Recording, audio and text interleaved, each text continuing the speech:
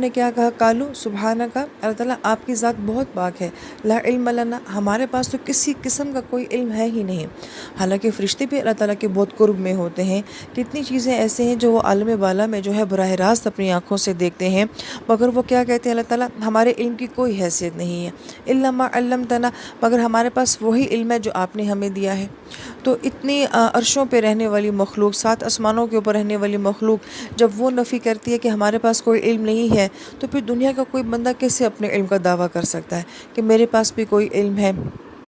اس لیے آیت مبارکہ کے آخر میں کیا کہا گیا ہے کہ انک انت العلیم الحکیم، کہ ہر علم جو ہے اللہ تعالیٰ وہ تو آپ کے پاس ہے۔